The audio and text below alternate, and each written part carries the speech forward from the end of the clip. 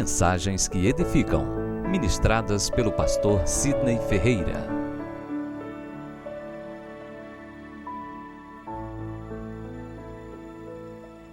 Malaquias capítulo 4, versículo 2.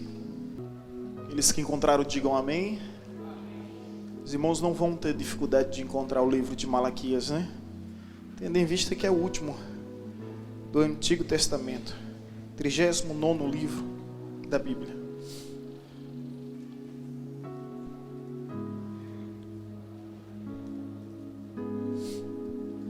Malaquias capítulo 4, versículo 2. Meus irmãos, a Bíblia ela está repleta de mistérios. E descobrir essas revelações da parte de Deus é um privilégio. E essa narrativa que será lida e partilhada com a igreja, ela apresenta um mistério que foi descoberto há algum tempo, mas depois foi esquecido.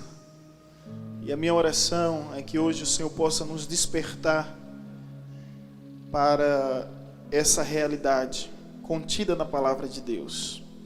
Vamos ler o texto para termos maior entendimento.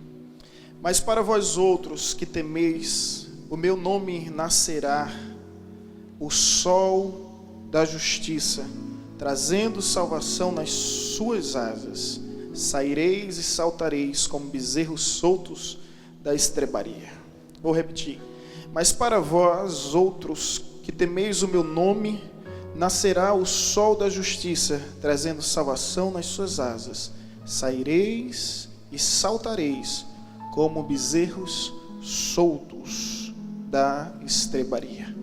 Esta palavra é uma promessa messiânica acerca de Cristo, que viria ao mundo, e ele viria para ser o sol da justiça. E essa seria a missão do Messias, do Cristo, Jesus, ser o sol, resplandecer de fato como sol. E nós sabemos que o sol destrói alguns, destitui outros, e ao mesmo tempo constitui e resplandece. O sol que derrete o gelo é o mesmo que enrijece o barro. O problema nunca está no sol, mas no material, na matéria de cada elemento. Mas o que vem ao caso dessa narrativa é a passagem que diz o seguinte: trazendo salvação nas suas asas. Aparentemente, ao fazermos uma leitura superficial, não há nada de interessante. Trazendo salvação nas suas asas. Porém, quando você recorre ao hebraico, o vernáculo antigo, a língua original em que a Bíblia foi escrita, a expressão asas, ela tem a expressão kanaf no hebraico, que significa as orlas das vestes. E a Bíblia tem toda uma alusão às orlas da veste. Em Levítico vai falar sobre as vestes sacerdotais, que era o talite, e dentro desse talite existia as franjas, que era o tzitzit, e isso para os judeus era algo sagrado. Retomando a nossa leitura, você percebe que uma das últimas profecias do período veterotestamentário acerca do Messias é que ele resplandeceria na terra como um sol, trazendo justiça, trazendo salvação, e nas suas asas, ou seja, nas suas kanaf, ou melhor ainda, na orla das suas vestes, haveria cura. Agora, quando você vai ao Evangelho, você entende porque multidões se aproximavam de Cristo, anseiando simplesmente tocar em suas vestes. E outros momentos, outras narrativas vai dizer que multidões eram curadas porque simplesmente tocaram em suas vestes. A unção de Cristo era tão poderosa que ele chegava a curar as pessoas com o poder da palavra. Ele chegava a curar pessoas com a imposição de suas mãos, mas outras pessoas também eram curadas simplesmente porque tocavam em suas vestes. O meu anseio hoje aqui é que ao menos venhamos tocar em suas vestes, não simplesmente um toque aleatório, mas um toque consciente para se fazer cumprir uma promessa de que haverá cura, haverá salvação para aquele que tocar nas suas asas, ou seja, nas orlas das suas vestes. Os irmãos entenderam até aqui essa profecia? Compreendendo esta profecia, agora sim, nós podemos ir para o Evangelho de Marcos, capítulo 5, e entender a história de uma mulher que se eternizou e se perpetuou em toda a cristandade como um dos maiores exemplos de fé, porque ela fez valer na sua vida, na sua história, essa profecia. Marcos capítulo 5, versículo 24. Amém? Vamos lá? É uma leitura extensiva. Eu peço que os irmãos acompanhem atentamente. Grande multidão seguia cumprindo. Aconteceu que certa mulher que havia 12 anos vinha sofrendo de uma hemorragia e muito padecera a mão de vários médicos, tendo despendido tudo quanto possuía, sem contudo nada aproveitar, antes pelo contrário, indo a pior. Tendo ouvido a fama de Jesus, vindo por trás dele, por entre as multidões, tocou-lhe as vestes, porque dizia: se eu apenas lhe tocar as vestes, ficarei curada. E logo se lhe estancou a hemorragia, sentiu no corpo estar curada do seu flagelo. Jesus, reconhecendo imediatamente que dele saíra poder, virando-se no meio da multidão, perguntou: quem me tocou? Respondeu-lhe seus discípulos: vês que a multidão te aperta e dizes: quem me tocou? Ele, porém, olhava ao redor para ver quem fizera isto. Então a mulher, atemorizada e temendo, côncia do que nela se operava, veio e prostrou-se diante dele e declarou-lhe toda a verdade. E ele lhe disse: filha, a tua fé te salvou. Vai-te em paz e fica livre do teu mal. Tocando as orlas de Jesus. Essa é a palavra que eu tenho para toda a igreja nessa noite especial. Eu queria te desafiar a isso, a tocar nas vestes de Jesus. E eu não sei se você prestou atenção em toda essa história que foi lida, mas alguns detalhes precisam ser destacados, precisam ser mencionados. Essa mulher tinha inúmeras dificuldades, agravantes, que o impedia de ir até Jesus. Primeiro, ela vivia em uma sociedade patriarcal, onde os homens tinham maior valor que as mulheres, e as mulheres eram tratadas com discriminação e preconceito. Você percebe que o texto vai nos dizer que uma mulher não dá nome a essa mulher, e nós não sabemos o seu nome. Isso por causa da sociedade patriarcal, que não se importava muito com a identidade das mulheres. Então, por ser mulher, ela já sofria essas dificuldades, essas discriminações, esse preconceito da sociedade naquele período. Mas ainda esse fato de ser mulher tinha uma outra situação bem agravante. Ela tinha uma doença. Ela era acometida dessa doença há 12 anos. Não estamos falando de 12 meses, nem de 12 semanas, nem de 12 dias. São 12 anos. E ela tinha investido tudo que tinha em busca de uma cura, em busca de uma esperança, em busca de uma salvação. E até o presente momento, nada lhe era favorável. Ela tinha simplesmente perdido todos os seus bens em busca de uma possível solução, e até então só desapontamento. A sua doença, ela é descrita no livro de Levítico como algo impuro, de modo que ela não pode tocar em ninguém, ninguém pode tocar nela. Se trata de uma pessoa que vivia no seu ciclo menstrual aos 12 anos. A Bíblia fala que a mulher, durante esse período, ela não poderia, ela tinha que ser preservada e reservada, ela não poderia ter contato naquele período. Então, para a religiosidade daquele momento, ela não podia entrar no templo, ela não podia entrar na sinagoga, ela não poderia ter contato simplesmente com ninguém. E agora, eu quero te convidar a se colocar um pouco, ou se imaginar no lugar dessa mulher, e você vai ver que as condições não eram nada favoráveis. Ao contrário, eram extremamente adversas. Porém, a história dela muda a partir do versículo 27, quando nos diz o seguinte: tendo ouvido a fama de Jesus, tendo ouvido falar sobre os atos, as obras, as proezas, as maravilhas que Jesus tinha realizado, efetuado na vida de tantas pessoas, tanto no passado como ainda hoje no presente, o seu coração começa a despertar para uma nova esperança. E ela vai ao encontro de Jesus.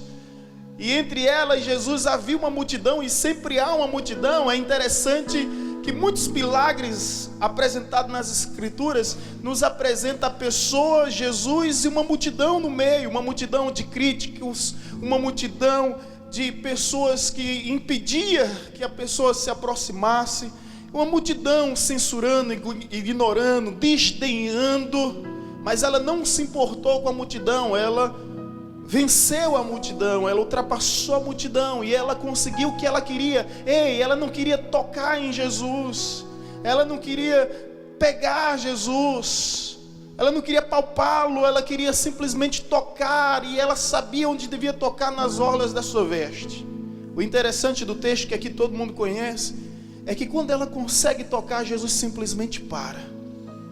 E quando Jesus para, ele diz: alguém me tocou.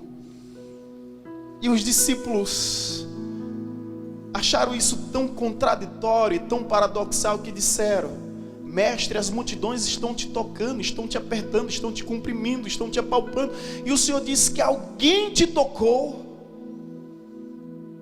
E aí onde Jesus disse: ela tocou de uma forma diferente, porque eu senti sair de mim virtudes de cura, virtudes de poder, virtudes de milagre. O que foi que essa mulher fez? Ela tocou no titsit do talit, ela tocou na canaf, ela tocou fazendo menção a uma profecia. Ela não tocou simplesmente por tocar. E é aqui onde eu queria chegar e partilhar com os irmãos sobre a fé dessa mulher. A fé dessa mulher é tão extraordinária. Ela alcança as 3 dimensões de fé necessárias para que o milagre possa acontecer em nossa vida. E eu sei que tanto você quanto eu, todos nós precisamos de milagre em alguma área, em alguma área da nossa vida. E quem sabe esse milagre não chega hoje a partir de um toque. Não simplesmente de um toque, porque muitos estão tocando em Jesus, mas você pode tocar de uma maneira especial, você pode tocar de uma forma diferente, você pode tocar como ninguém tocou. E não importa quais sejam os planos, os propósitos de Deus, esse toque ele é tão forte que as pessoas simplesmente verão Jesus parando para atender, para lhe atender, para lhe ouvir, para lhe assistir. Eu não sei o que Deus, não sei se você está entendendo, mas escute isso. Eu não sei o que Deus está fazendo agora, nem sei o que Ele pretende fazer agora. Mas se alguém ousar tocar no titsit, do talit, do canaf, não importa o que aconteça, Ele há de parar para lhe assistir, Ele há de parar para lhe atender, Ele há de parar para socorrer. São situações como essa que a gente pergunta: por que muitos pedem, mas poucos recebem? Por que muitos buscam, mas poucos encontram? Por que muitos batem nas portas, mas poucos passam pelas portas? Por que muitos tocam, mas poucos são tocados? Qual é a diferença que há? Essa mulher nos ensina. E a primeira manifestação de fé dessa mulher que eu gostaria de compartilhar com os irmãos, escute bem, é a fé inteligente. Amém? Você pode repetir comigo? É a fé inteligente. Olhe para o seu irmão que está ao seu lado e diga: seja inteligente.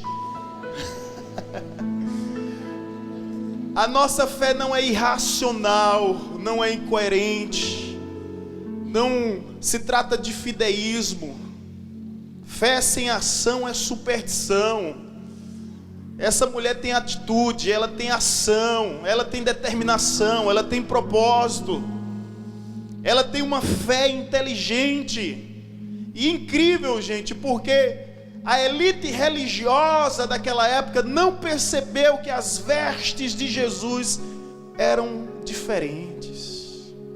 Essa mulher conseguiu compreender algo que até então as demais pessoas não tinham entendido. Ela consegue fazer menção à profecia de Malaquias, capítulo 4, versículo 2, que nas orlas da sua veste, nas suas asas haveria cura, haveria milagre. Ela sabe o que está fazendo, ela sabe para onde vai e o que vai fazer. É uma fé inteligente. Não se trata simplesmente de um toque. Ela sabia exatamente aonde ia tocar. Ela sabia exatamente a forma, a maneira de chamar a atenção dos céus para si. Isso é tremendo. É a fé inteligente, meu irmão, escute só. Deus não se move de acordo com os nossos problemas, de acordo com as nossas dificuldades, de acordo com as nossas tribulações e de acordo com as nossas adversidades.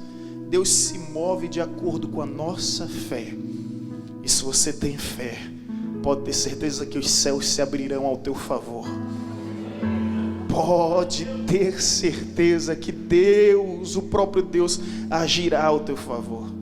Não é por causa dos teus problemas ou das dificuldades, porque todo mundo tem suas adversidades, mas é a sua fé que chama a atenção. E isso é tão verdade que nem todos foram curados na época de Jesus.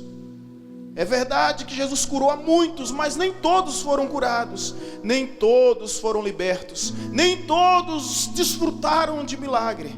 E hoje em dia a realidade é a mesma, não é diferente. Nem todos vão receber, mas eu tenho certeza que aqueles que receberão, eles usarão isso ao seu favor. Primeiro, eles terão uma fé inteligente. Veja o que essa mulher diz no versículo 27. Tendo ouvido falar a fama de Jesus, vindo por trás dele, por entre a multidão, tocou-lhe em suas vestes. Ela sabia onde tocar. Ela sabia exatamente que era nas vestes de Jesus que algo ia acontecer. Isso me faz lembrar, sabe de quem? De Bartimeu. Quando Jesus vai a Jericó, o cego Bartimeu começa a clamar. Mas ele não começa a clamar simplesmente dizendo: Jesus, Jesus, tem compaixão de mim. Jesus, tem compaixão de mim. Multidões faziam isso. Mas quando Bartimeu chegou a dizer: Jesus, filho de Davi, ele usa a sua inteligência. Jesus, no meio da multidão, havia tantas pessoas clamando por Jesus. Quando ele escuta: Jesus, filho de Davi, Jesus, opa, alguém está usando a inteligência aí. Alguém está pensando, alguém está se raciocinando. Quem é este? Aí o cego Bartimeu, você conhece bem a história, ele vem até Jesus e ele é alcançado, porque usou uma fé inteligente. Amém? Os irmãos estão entendendo? A Bíblia nos diz em Oséias 4:6: o meu povo perece por falta de conhecimento. A Bíblia nos apresenta a principal causa, razão, motivo que leva as pessoas a perecer. É a falta de conhecimento. Eu preciso ser franco, e franqueza é uma das minhas virtudes, ou talvez um dos meus defeitos.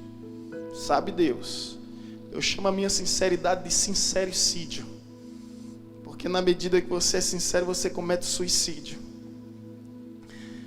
Mas às vezes eu assisto alguns programas de TV e assisto por acaso, tá? Assisto porque eu estou mudando de canal. Esse é o hobby predileto dos homens, né, mulheres? Mudar de canal. Nosso canal predileto é mudar de canal. A pastora fica agoniada e eu disse, me deixa. E quando a gente muda de canal, de repente a gente se depara com alguns televangelistas de hoje em dia. E é um absurdo o que eles estão fazendo. Eles estão materializando a fé. Eles estão criando amuletos, talismãs, atribuindo o poder de Deus a coisas tão insignificantes como rosa branca, ramo de arruda, sal grosso, água fluidificada, azeite ungido, e multidões, ludibriada, alucinada, no afã de receberem um milagre, estão blasfemando o nome de Deus. Porque, meus irmãos, a Bíblia vai nos dizer, Marcos 16, versículo 17, e os sinais seguirão aos que creem em meu nome, curarão enfermos, expulsarão demônios, falarão novas línguas, pegarão serpente e nada causará dano algum. O milagre está no nome de Jesus. Você tem orado a Deus, mas você já experimentou orar a Deus Pai usando o nome de Jesus? Experimente, porque há poder no nome de Jesus. Há poder no nome de Jesus. Há poder no nome de Jesus. O nome de Jesus tem poder para curar, para sarar, para livrar, para libertar. O nome de Jesus tem poder. Os inimigos não resistem ao nome de Jesus, porque Ele é o único nome atendido nos céus e temido no inferno e celebrado na igreja. O nome de Jesus tem poder. O nome de Jesus é poderoso. Você tem orado a Deus, agora experimente dizer em nome de Jesus. Orar com entendimento, porque a maneira de adorar a Deus corretamente, Jesus nos ensina. Amar a Deus sobre todas as coisas, amar a Deus com toda a sua força, de todo o seu coração e com todo o seu... Tem que pensar, meu irmão. Tem que raciocinar, tem que pensar. Adorar a Deus com entendimento. Por isso que a Bíblia diz que o culto é racional. Eu sei o que estou fazendo e sei muito bem para quem eu estou fazendo. Se mantém um juízo, para os homens mantém um juízo, disse o apóstolo Paulo, mas se enlouqueço é para Deus que enlouqueço. E essa loucura, ela é mais sã do que qualquer racionalidade humana. Viver pela fé, viver de fé e não pelo que nós vemos. Essa mulher, ela usou a fé inteligente. E ela é o principal exemplo de todo o evangelho, Mateus, Marcos, Lucas e João, de alguém que se aproximou de Jesus para tocar no tzitzit, na talite, justamente na canaf, aquilo que falava que através das orlas das suas vestes haveria cura. Ela conhecia a Bíblia. Eu sei que tem muitos por aí, aqui não, aqui, deixa eu ver, não, aqui não. Mas tem muitos por aí que tem a Bíblia aberta no Salmo 23, para adquirir prosperidade. O Senhor é meu pastor e nada me faltará. Outros no Salmo 91, para expulsar os demônios. Aquele que habita no esconderijo do Altíssimo, a sombra do Onipotente descansará. E quando você visita essas pessoas, a Bíblia parece um talismã, um amuleto, um objeto de decoração, de ornamentação. Você vê que a página está toda amarelada. Toda amarelada. Por quê? Porque não lê a Bíblia. A Bíblia serve apenas como um objeto de enfeite. Ei, escute. Use a sua fé inteligente. Faça como essa mulher. Mas além da fé inteligente, ela usa sim aquilo que todos nós conhecemos, a fé milagrosa. Você olha comigo, acompanha comigo no versículo 28. Porque ela dizia, se eu apenas lhe tocar, se eu tão somente tocar em... O que é que está escrito aí na projeção? em seu manto. Não é tocar em Jesus, é tocar no seu manto. Se eu apenas tocar em suas vestes, ficarei curada. Ela não tinha dúvida alguma. Ela tinha absoluta certeza, e a fé é o firme fundamento das coisas que não se vê, e a certeza daquilo que se aguarda. Essa é a definição de fé apresentada na Bíblia em Hebreus capítulo 11, versículo 1. Fé não tem dúvida, fé não hesita, não tem receio, não gera medo. Fé é a certeza, meu irmão. Ei, escute, viver por fé é isso. Viver por fé é celebrar a vitória antes do resultado. Isso parece loucura, né? Porque a gente aprende que existe o ditado: não cante vitória antes do tempo, não é? Mas com Deus é diferente. Quando Deus promete algo a você, Ele pede para você cantar a vitória já. Quando Ele lhe promete algo, Ele já pede para você oferecer um culto de ações de graça. Quer ver isso na Bíblia? Deus disse a Moisés: Moisés, amanhã eu darei livramento a todo o povo de Israel. Vos livrarei das mãos do faraó do Egito. Mas hoje vocês vão celebrar a Páscoa. Vocês vão fazer uma festa. E o sentido de Páscoa é passagem. Vocês vão matar um cordeiro. Vocês vão pegar o sangue do cordeiro e colocar nos umbrais da porta. Depois vocês vão se reunir entre famílias. E vocês vão comer aquele cordeiro. E vocês vão se alegrar. E vocês vão celebrar. E vocês vão cantar vitória antes do tempo. Porque sou eu que estou prometendo. E eu sou poderoso para fazer garantir toda a minha palavra, todas as minhas promessas. Aleluia! Essa mulher começou a cantar vitória antes do tempo. Ela disse: se eu apenas lhe tocar, eu ficarei o quê? Curada. Ela não tinha dúvida. Eis o problema no processo entre o clamor e o milagre. Não tenha dúvida, porque se você tiver dúvida, de repente você interrompeu todo o agir de Deus na sua vida. Ela determinou. Gente, orar com inteligência, usar a fé inteligente, usar a fé milagrosa, a certeza de que isso ia acontecer, é o que havia no seu coração. Eu não sei o que você tem pedido a Deus. Eu não sei qual é o seu clamor. Eu não sei qual é a sua súplica. Eu não sei qual é a sua petição. Mas se você usar a fé milagrosa, e a fé milagrosa é a certeza de que Jesus é capaz de fazer por você aquilo que nenhum outro é capaz. Essa mulher tinha por certo que os médicos não podem fazer nada por ela.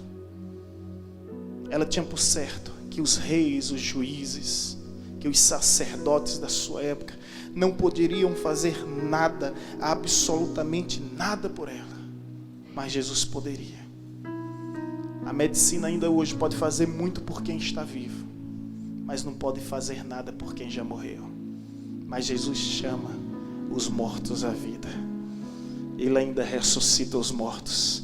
Assim como fez com Lázaro: venham para fora. E quando ele fala, até a morte obedece, porque Ele é o Senhor da vida.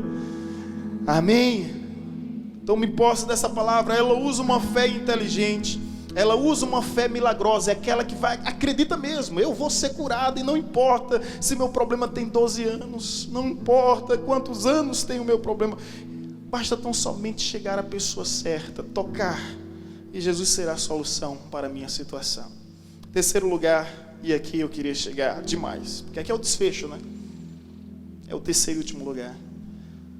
Mais importante do que ter uma fé inteligente, uma fé milagrosa, é a fé salvífica.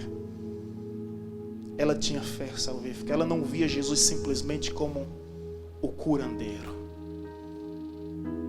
Ela não via Jesus somente como o milagreiro. Ela não via Jesus simplesmente como alguém que ia resolver seus problemas físicos. Ela viu muito mais. Ela viu Jesus como seu Senhor. ela viu Jesus como seu Salvador. Ela se prostra diante dele para adorá-lo. É por isso que Jesus para todas as coisas. E no meio da multidão ele diz: quem me tocou? E os discípulos atônitos, perplexos, admirados. Multidões te tocam, te apalpam, te comprimem, te empurram. E o Senhor pergunta: quem te tocou? Mas eu senti sair virtude de mim. Alguém me tocou de uma maneira diferente. Alguém me tocou de uma maneira especial. Aleluia. Aleluia. Ela usa fé salvífica, porque quando Jesus diz: quem me tocou? Ela diz: eis-me aqui. E Jesus no versículo 34 diz a ela: por gentileza,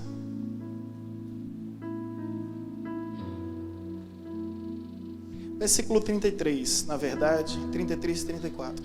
Então a mulher, atemorizada e tremendo, cônscia do que nela se operara, veio e o quê? Prostou-se.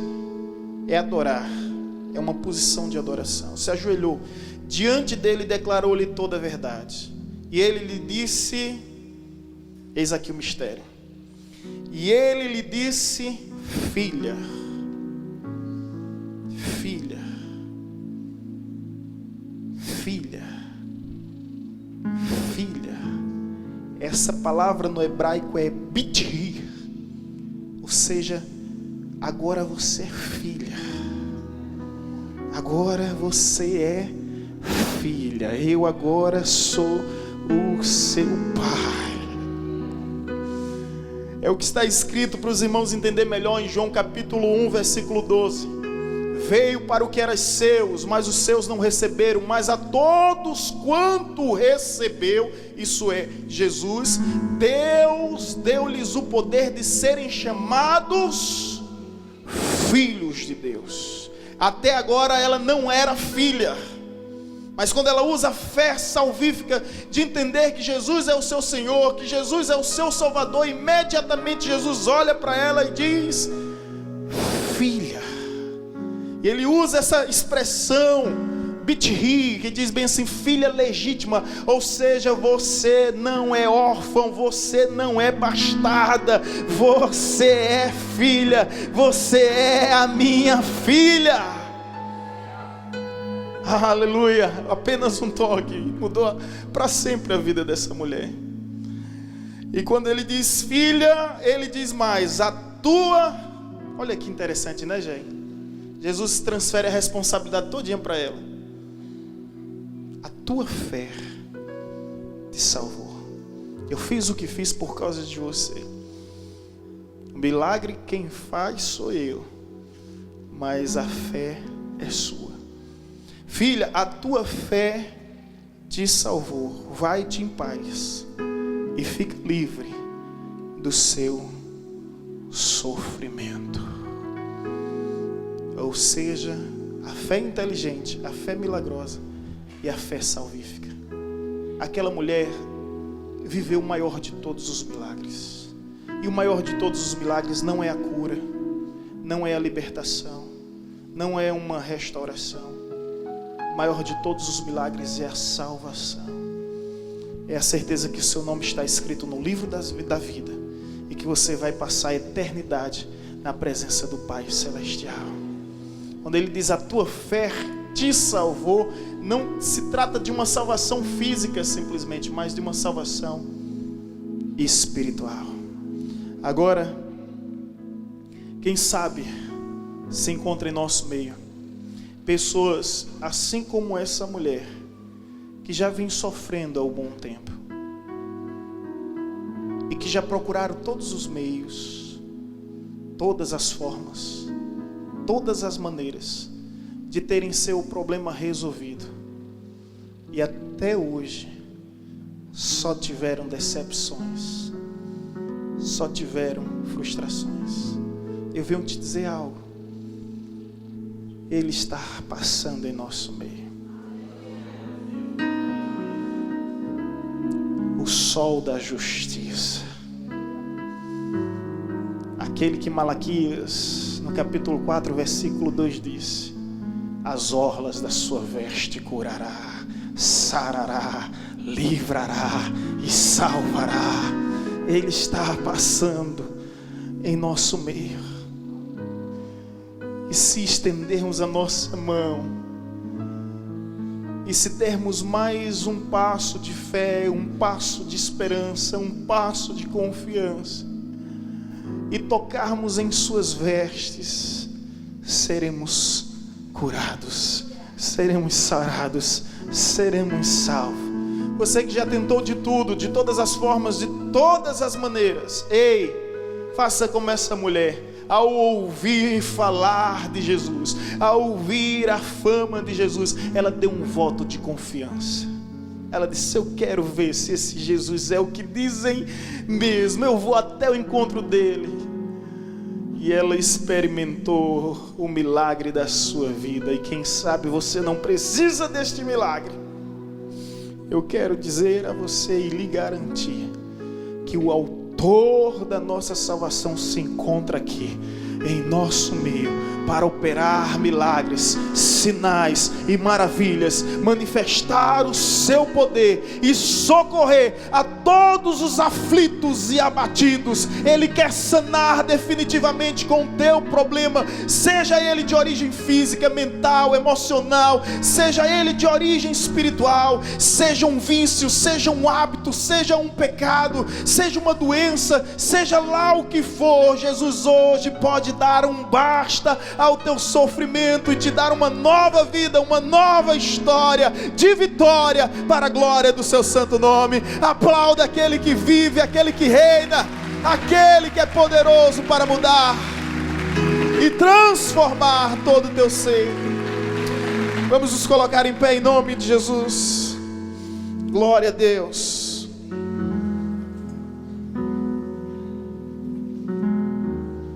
Apenas um toque. Apenas um toque.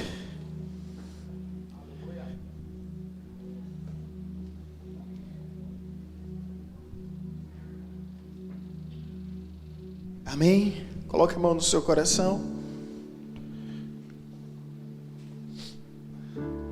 O Evangelho não é teoria, o Evangelho é prática.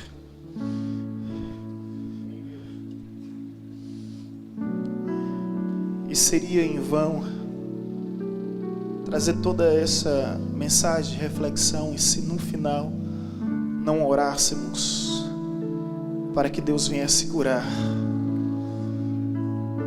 para que Deus viesse livrar, libertar, para que Deus viesse salvar.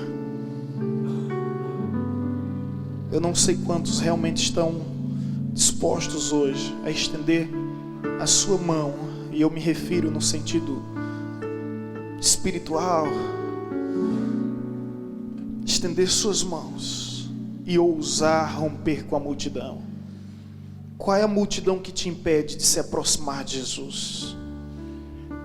Qual é a multidão que diz: Ele não vai te ouvir, Ele não vai te atender, esse lugar não é para você, esse ambiente não lhe pertence? São tantas vozes nos convencendo todos os dias a desistir. São tantos ruídos, são tantas interrupções.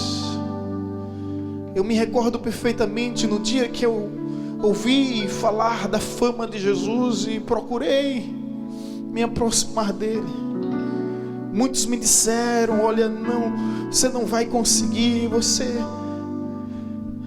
não vai conseguir. Multidões e multidões tentando nos impedir de nos aproximarmos de Jesus. É hora de romper a multidão. É hora de romper toda palavra negativa que foi proferida sobre a tua vida. Não importa o que os homens disseram ao seu respeito, o que importa é que Deus já prometeu em sua palavra. Se Ele disse que se tocássemos em suas vestes, nas orlas do seu manto, seríamos curados, seríamos sarados, seríamos transformados. Nós queremos fazer menção a esta palavra que é viva, esta palavra que é verdadeira, esta palavra que é poderosa, esta palavra que não falha, que não nos falta. É sobre esta palavra que eu ponho a minha fé, a minha esperança. Assim como essa mulher, hoje eu quero juntamente contigo romper a multidão. Não importa o que diga, não importa o que falem, eu quero contemplar com os meus olhos, eu quero chegar até Jesus. Aleluia! Vença a multidão nessa hora, meu irmão. Tudo que foi dito de contrário, tudo que foi dito para te desanimar, para te abater, para te desfalecer, disseram que você não seria curado, disseram que seus entes queridos não seriam curados. É hora de fazer prevalecer as promessas de Deus sobre as nossas vidas e acreditar: se eu apenas lhe tocar, se eu apenas lhe tocar, se eu apenas lhe tocar, ficarei curado. Ouse acreditar, ouse confiar, ouse, ainda que os diagnósticos sejam contrários, ainda que os resultados sejam contrários, acredite, acredite, acredite que ainda sai virtude da sua presença. E eu quero orar nessa certeza, que enquanto estiver orando, virtudes sairão do nome de Jesus. Virtudes fluirão nesse lugar, virtudes fluirão nesse lugar. Oh, aleluia. Virtudes fluirão neste lugar. Senhor, nós clamamos a Ti mais uma vez, e dessa vez nós oramos especificamente na certeza que há poder no nome de Jesus, que há virtude no nome de Jesus. A nossa oração é que através da fé, conforme foi dito, nós possamos alcançar as Tuas promessas, nós possamos viver as maravilhas que estão disponíveis, aqueles que realmente estão decididos a romper com tudo e com todos para tocar em Tuas vestes e viver o milagre. Eu quero profetizar nessa hora e neste lugar o Teu milagre sobre vidas que aqui estão, sobre vidas que aqui vieram. Que o fluir da Tua presença, que o fluir da Tua glória traga virtude, traga cura, traga milagre, em o nome de Jesus, em o nome de Jesus, em o nome de Jesus. Receba a virtude do milagre, receba a cura, receba a libertação, receba da parte de Deus aquilo que você precisa e aquilo que você bem sabe que somente Ele poderá fazer por você. Se você veio tocar, seja tocado nessa hora. Seja tocado pelo Espírito Santo de Deus. Aleluia. Exerça a sua fé no mais alto nível, no mais intenso nível, para que você possa ouvir dos lábios do Mestre Jesus dizendo: vai em paz, a tua fé te salvou, a tua fé te salvou, a tua fé te salvou, a tua fé te salvou.